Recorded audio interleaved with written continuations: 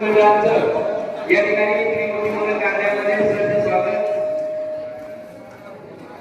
रामकृष्ण हरी वारकरी संघ आयोजित या ठिकाणी आयडी कार्ड रजिस्टर वाटपाचा कार्यक्रम, त्याप्रमाणे आपल्या सर्वांच्या साथीने या ठिकाणी भजनाचा कार्यक्रम सामूहिक होत आहे. तेव्हा आपल्या सर्वांच्या ठिकाणी मनापासून सहर्ष स्वागत. या कार्यक्रमाची सुरुवात सरस्वती पूजनाने होत आहे. आपल्या महाराष्ट्र राज्याचे संस्थापक अध्यक्ष आदरणीय विश्वनाथ महाराज गरगडे, त्याचप्रमाणे आपले छायासाहेब बाळासाहेब जगमिसे अध्यक्ष रामकृष्ण वारकरी संघ पुणे जिल्हा, त्याचप्रमाणे आदरणीय सर्व पदाधिकारी, त्यामध्ये अभंग महाराज बोले, आत्माराम महाराज पांचाळ, सुस्मिता राजेश गायकवाड, अभंग निर्मलाताई चंद्रकांत केळेकर, अभंग स्मिता संजय पाटील, अभंग स्मिता अशोक बांगे, त्याचप्रमाणे आपल्या शिंदे तालुक्याचे अध्यक्ष आदरणीय अभंग तुकाराम जगताप, त्याचप्रमाणे उपाध्यक्ष अभंग सुरेश काळोखे, या सर्व मान्यवरांच्या असल्याप्रमाणे शिग्रापूर परिसरातील सर्व पदाधिकारी, मान्यवर वारकरी संघाचे सर्व पदाधिकारी यांच्या सर्वांच्या संयुक्त या ठिकाणी सरस्वती पूजनाचा कार्यक्रम होत आहे.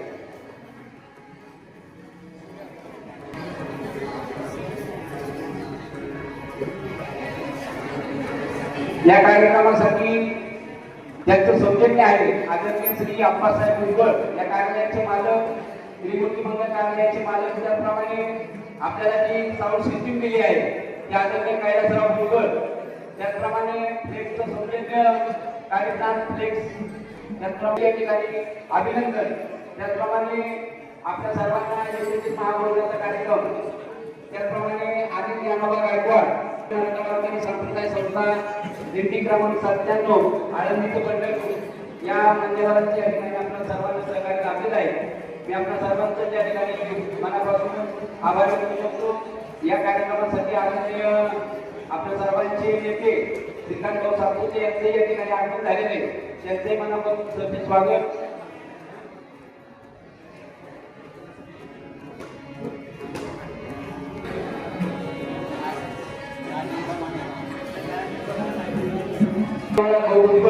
यांचे या ठिकाणी मनापासून सहर्ष स्वागत. सर्व आलेल्या प्रतिनिधी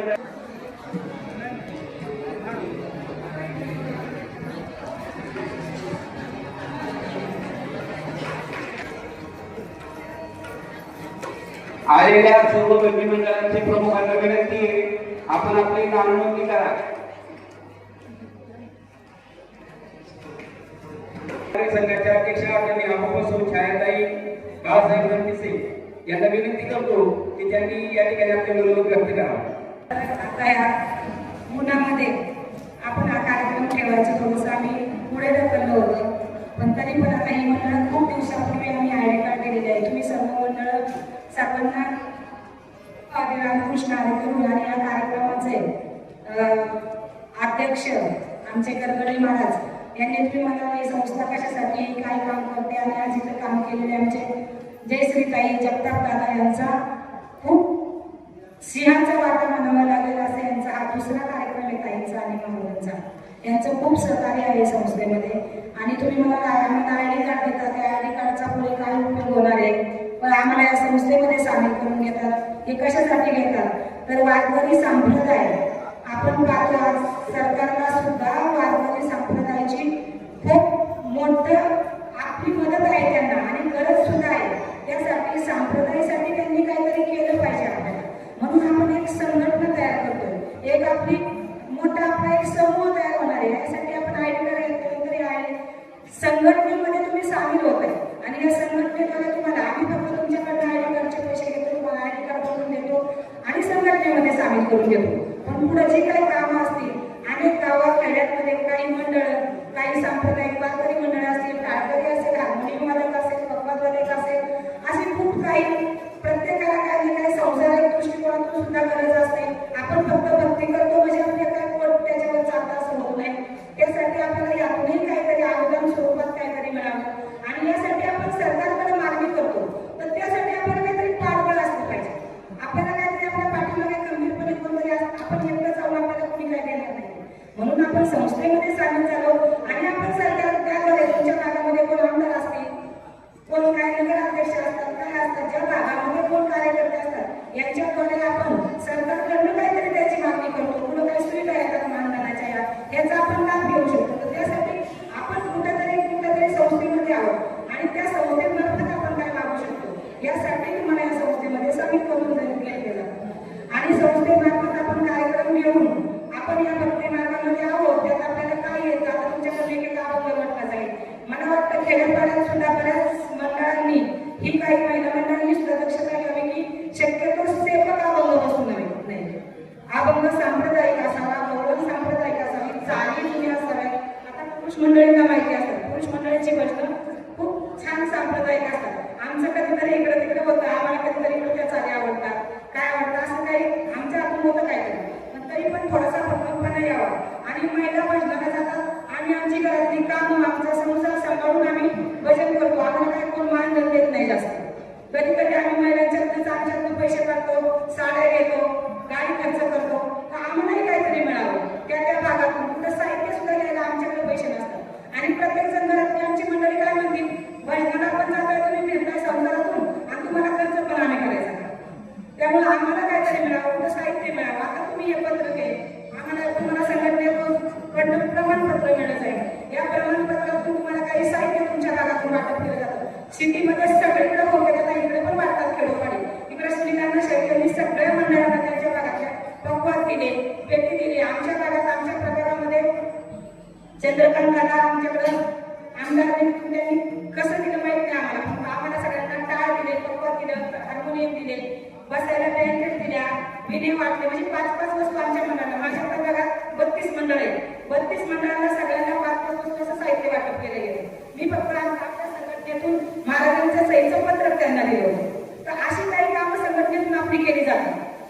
आणि आता आम्ही बऱ्याचशा मंडळांचं आता मलाच बोलायला मी ग्रुपवर टाकत असते. आता फक्त अधिक महिना सोडला तर इतर वेळेस मंडळांचं ग्रुपनी तुम्ही गेलात सगळ्यांच्या गळ्यामध्ये आयडी कार्ड असेल, पण कुणाचं आयडी कार्ड दुसरं कुणी घालायचं नाही. तर मंडळांचं 100% दर्शन होतंय. कारण मी स्वतः पंढरपूरला जाऊन पाहिलं. 100% मंडळ तुमचा ग्रुप केल्यानंतर पंढरपूरमध्ये तुम्हाला दर्शन मागायला तुम्हाला लाईनला उभं राहावं लागत नाही. जी 5ची लाईन तर 5च्या लाईनमध्ये अर्धा तासात जाऊन तुमचं दर्शन होतं. हे होतच, कारण मी स्वतः जाऊन पाहिलं. अशा काही सुविधांचा आपल्याला लाभ घेता येतो. म्हणून भजनी प्रयत्न केला पाहिजे. आम्ही फक्त महाराज किंवा आम्ही पदाधिकारी हा प्रयत्न आहे का, सगळ्यांचं तुमचं सहकार्य आम्हाला असलं पाहिजे. त्यासाठी आम्ही सगळ्यांना एकत्र करून उद्या आपल्याला वाटतं आपल्याला काय आंदोलनासाठी प्रोसेस करायची, आपल्या संघटनेद्वारे करायची, तर आपल्याला एक मोठा कार्यक्रम घ्यावा लागेल. तिथं मुख्यमंत्र्यांना सुद्धा बोलावं लागेल. आणि यासाठी सगळ्या मंडळांनी प्रत्येक व्यक्तीने आलंच पाहिजे. आणि मग आपण सगळ्यासाठी म्हणून जसं म्हटलं एकमेका सहाय्य करू वगैरे म्हणतात, कशासाठी आपण एकमेकांना सहाय्य करून आपण सगळ्यांनी केलं पाहिजे. आधी केले तर केल्याची पाहिजे तरच होणार आहे. आपण केलं तर सगळ्यांसाठी प्रयत्न केला जाईल. फक्त एका मंडळासाठी किंवा एखाद्या दुसऱ्यासाठी नाही. बाकीच्या काय गोष्टी असतील, काय कलाकार मानधनातून काय वेळ असेल, हे काही सुद्धा आपण संस्थेमधून काय या सुविधा करू शकतो संघटनेमधून. पण यासाठी सगळ्यांनी प्रयत्न केले पाहिजे. आणि जे काय तुम्हाला आता ताईने तुमची मंडळ घेतली असतील, मग ताईच तुमच्यासाठी, कारण मला आता बऱ्याचशा मंडळांचे फोन येतात की ताई आम्हाला अनुदान मिळालेलं आहे, लोकांना 25,000 रुपये अनुदान मिळाले. हे अनुदानासाठी सगळ्यांचा प्रयत्न असला पाहिजे. बरं, सरकार तरी किती लोकांना अनुदान देईल, किती मंडळाला देईल, त्यांनी पहिली 108च मंडळ काढली.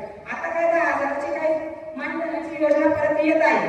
ही वार्षिक असणार आहे. वार्षिक वर्षांनी एकदा मंडळाला 10,000 रुपये मिळणार. त्यासाठी तुमची प्रोसेस तिथं व्यवस्थित केली पाहिजे. तुम्ही वर्षभरात किती प्रश्न करता, तुमच्या तेमध्ये आला म्हणजे ह्या प्रोसेस करून प्रत्येक तुमच्याकडे, आणि त्या तुम्ही आमच्याबरोबर असतात तर त्या पूर्ण होणार आहेत. यासाठी सगळ्यांचा प्रयत्न असणार आहे. म्हणून आपण संस्था त्याला केली आणि म्हणून संस्थेमध्ये आपण सामील व्हायचे. तर कुणी काही बाकीच्या काही सुविधा वगैरे येत असतील त्यासाठी जे पदाधिकारी असतील त्यांच्याशी संपर्क साधायचा आहे. आणि तुम्ही आमच्याशी संपर्क केल्यानंतर आम्हाला ज्या काही गोष्टी माहित नाही त्या आम्ही माणसाला त्याच्यामध्ये, आणि मग आपण त्यासाठी प्रयत्न करणार आहे. जास्त काही सांगत नाही मी. हे आपल्याला या ठिकाणी मार्गदर्शन करते. भारतीय संघटनेचे अध्यक्ष हरिभक्तपरायण जनार्दन महाराज जगताप, यशोताई काळोखे आणि टिळेकर ताई यांना आपण एवढ्या मोठ्या संख्येने आला, यांची साक्षात तुम्ही साथ दिले. आणि खरं सांगतो तुम्हाला, महाराष्ट्रामध्ये संघटना अनेक आहेत, पण तळागाळापर्यंत पोहोचणारी संघटना एवढीच आहे. आज वाड्या बसल्यापर्यंत आम्ही जातोय. आम्हाला काय मानधन नाही लक्षात घ्या, पण आम्ही फक्त आपण कोणाच्या हात वारकरी संप्रदाय समजतो. आम्हाला कोणी येण्याचा खर्च नाही, आम्ही काय मागत नाही. फक्त शेवटपर्यंत, शेवटच्या महात्मापर्यंत, शेवटच्या कार्यापर्यंत ही संघटना पोहोचवण्यासाठी आम्ही प्रयत्नशील आहोत. आपण ह्या गावाला जाते, उद्या त्या गावाला जायचं. महाराजांनी आम्ही आर्धगाव ठेवतोय. घरचा विचार नाही, बायका पुढे विचार नाही का, आम्हाला नाही सर्व काय आम्हाला, पण काय बोलतो आपल्याला संघटना हे कळायला आपल्या पोहोचायचे. संघटना मोठमोठी आहे, फक्त महाराज लोक बोलतो, फडकरी बोलतो, तसं आमचं नाही. आम्ही पाच कळायला आपण जोपर्यंत आमचे कळायला काय करी हे काम बघत त्यांना, त्याला मान आहे की नाही, माळकरी म्हणजे त्याला मान पाहिजे. त्यासाठी कळायलापर्यंत जायचं आणि त्याच्यासाठी काय सरकारची योजना असेल त्या आल्या आम्ही प्रयत्न पूर्ण करतोय.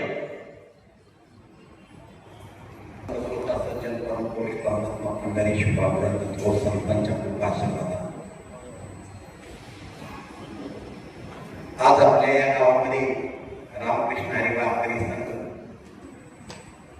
शाखा उद्घाटन निमित्ताने उपस्थित असणारा आपल्या रामकृष्ण हरी वारकरी संघटनेचे पुणे जिल्हा अध्यक्ष आमच्या छायाताई रणपिशे, त्याप्रमाणे ज्यांनी या कार्यक्रमाचं आयोजन केलं, जवळजवळ एक शिरूर तालुक्यातल्या तळेगावला कार्यक्रम मोठा झाला. आजचाही कार्यक्रम ते आयोजक आमचे हरिभक्तीपरायण जनार्दन महाराज जगताप आणि हरिभक्तीपरायण जयश्री ताई काळोखे, त्याचप्रमाणे टिळेकर ताई, युवलेशी रोपलाविनीद्वारे त्याचा वेध केला, त्याप्रमाणे या ठिकाणी आणि आमच्या जनार्दन महाराज जयश्रीताई पुस्तक तालुक्यात जिल्ह्यात काम करता येतात. त्याचप्रमाणे रामकृष्ण हरी वारकरी संघाच्या पुणे जिल्ह्याच्या सचिवपदी ज्यांचं काम आहे ते आमचे पंचाल गुरुजी,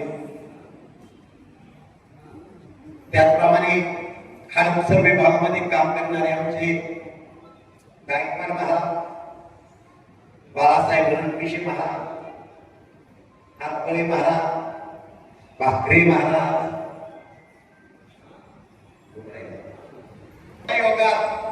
आजचा हा उपस्थित कार्यक्रम. आता आपल्या सगळ्यांना एकच प्रश्न पडलाय की रामकृष्ण हरी वारकरी संघ नेमका कशासाठी? काय वारकरी संघटना नाहीत का? वारकरी संघटना आहेत ना.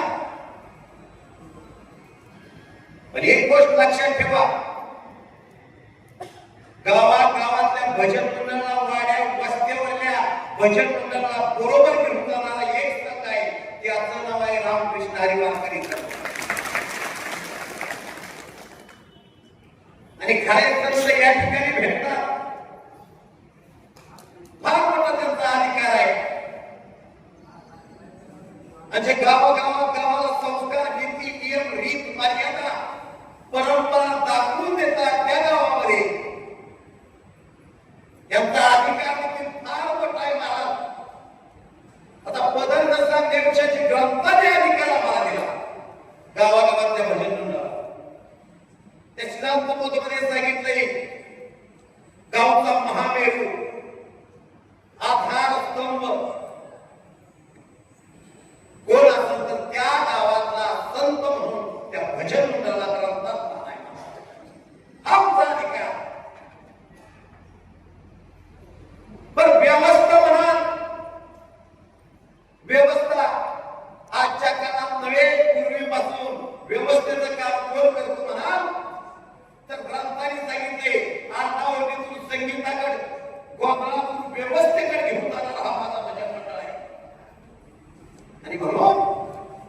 आणि गावागावामध्ये राम जन्म असल, कृष्ण जन्म असल, हनुमान जन्म असल, माझं गाव झोपलेलं असतं. आज देखील धार्मिकता राहावी, धर्म असावा, संस्कार असावा, नीती असावी, नियम असावी, रीत असावी, मर्यादा असावी, परंपरा असावी, एक गावाला संस्कार असावे. आणि म्हणून आज देखील आम्ही राम जन्म, कृष्ण जन्म, हनुमान जन्म एक धार्मिक सण म्हणून प्रेमानं जिवाळ्यानं आपुलकीनं हा माझा भजन मंडळ गावात साजरा करतोय. हे आमचा अधिकार. मग आम्ही गावची व्यवस्था राखतोय. ग्रंथ सांगितलं,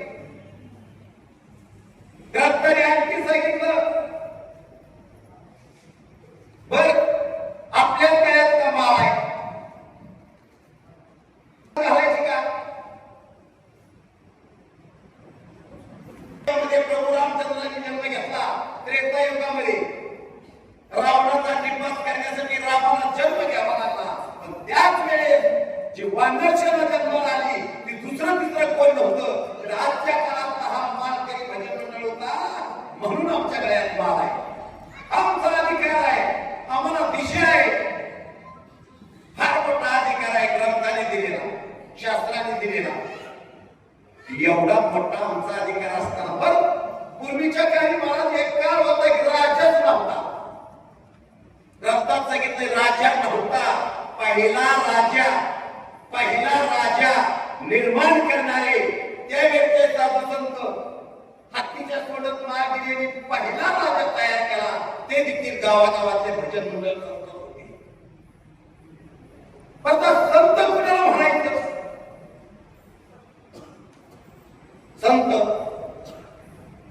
माझ्या ज्ञानोबारांनी सांगितलं हरिपाठामध्ये, योगाया विधी येणे नव्हे सिद्धी वायाची उपाधी दंपदत्त. महाराज म्हणले योग करणं, याग करणं, विधी करणं, तपश्चर्या करणं, कुठंतरी हिमालयात जाऊन एकट्यानेच बसणं. तर माऊली त्या ठिकाणी म्हणले वायाची उपाधी. आणि मग संत कोण? तेची संत ज्याचा हेत ते भजन करतात, दिंड्या करतात, नामस्मरण करतात, रात्रंदिवस करतात. गुरुवार असेल, अगुरुवार असेल, शनिवार असेल, एकादशी असेल. काय पैसे मिळतात का? काय पैशासाठी विनामूल्य सेवा त्या मंदिरात जाऊन आज देखील घडवतात. ते खरं संत आहे. एवढा मोठा आमचा अधिकार. आम्ही वैकुंठवासी आलो याच कारणाशी बोलले देऊ शिकतात. याच्यासाठी आम्ही जन्माला आलो. समाज घडला पाहिजे. संस्कार, नीती, नियम, रीत, मर्यादा, परंपरा पाठीमागे घडवली. संस्कार आता व्यवस्था म्हणाल मला तर साधू संतांनीच व्यवस्था तयार केली. कशी? पूर्वीच्या काळी व्यवस्था नव्हतीच. व्यवस्था नव्हती, नाती नव्हती, बुद्धी नव्हती. आणि मग पहिलं नातं नवरा की बायको हे पहिलं नातं तयार करणारे साधू संत आहे. पहिलं त्या ठिकाणी आणि पवित्र असं नातं तयार केलं. आणि नंतर नवरा आणि बायको झाल्यानंतर नंतर बहीण, नंतर आई, नंतर मावशी ही नाती तयार केली. आता एक व्यवस्था लावणारे साधू संतच आहे आमचा अधिकार. मग एवढा मोठा आमचा अधिकार असताना पूर्वीच्या काळी बघा ग्रंथामध्ये जर राजदरबार भरला, राजदरबार जर भरला तर त्या राजाच्या दरबारामध्ये राजाच्या सिंहासनाच्या बाजूला एक सिंहासन असायचं. ते सिंहासन धर्मगुरूच होतं. राजाच्या सिंहासनाच्या राजा कारभार बघायचा पण संपूर्ण विचार त्या धर्मगुरूच. आज हा अधिकार आमचा राहिला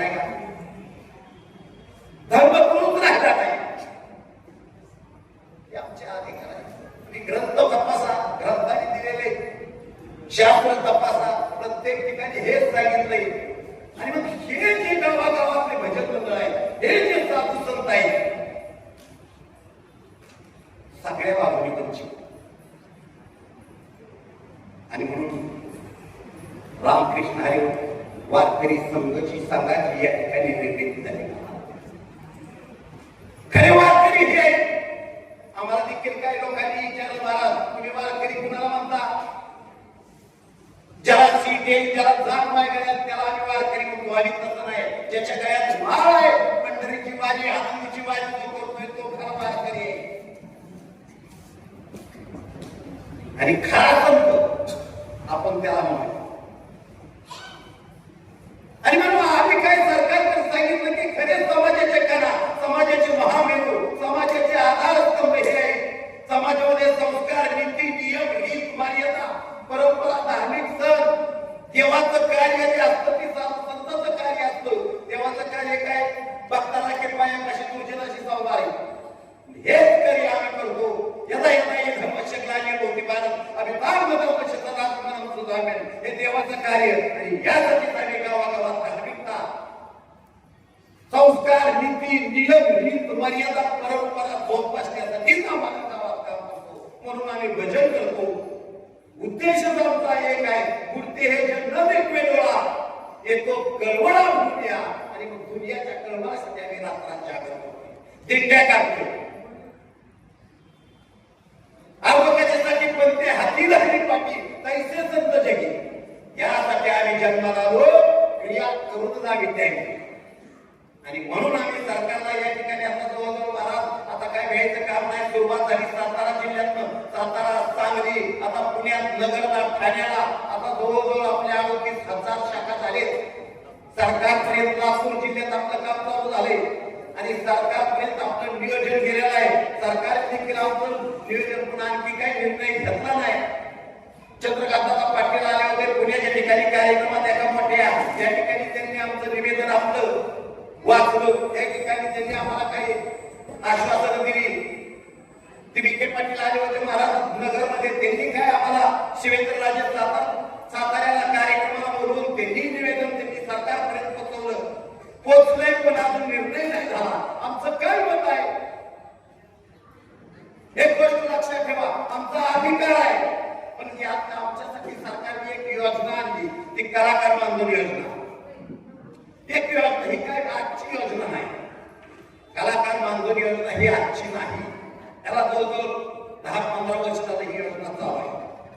पण मला सांगा, एवढ्या दिवसाची त्यामध्ये नाव आहे साधू संतांचं वारकऱ्याचं कलाकार मानधन योजना.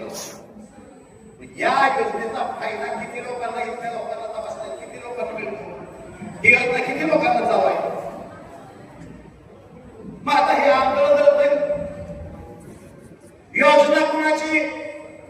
आणि मग त्याला जेव्हा आम्ही जार बघितला, भानगड काय महाराज, तुम्हाला मी जबाबदारीने सांगतो का कलाकार मानधन योजना वारकऱ्यांसाठी, साधू संतांसाठी आहे.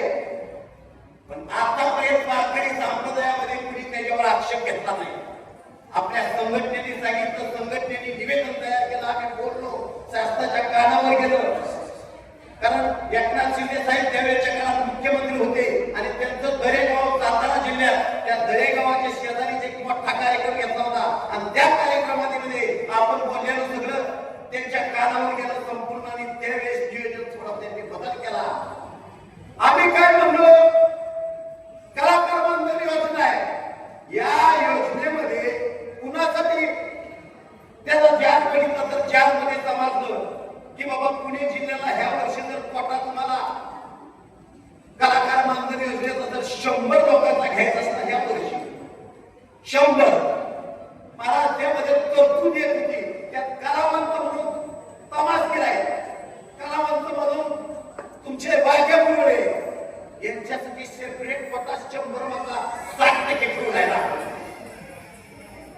आता मला सांगा, 100 मध्ये 60 केले कलावंतांना, किती राहिले? 40. आता 40 मध्ये आणखी शनिवार सृष्टीत काय कलाकार आहे? शनिवार 30% त्यांच्यासाठी जारच आहे.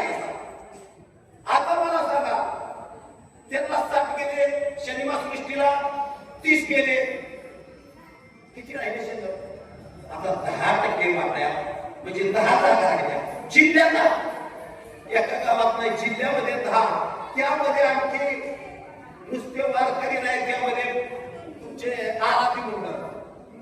आणि मग आता ही 10 कोटा जिल्ह्यात कुठं वाटायला? मग हे बोलल्याशिवाय महाराज, बोलल्याशिवाय कळत नाही.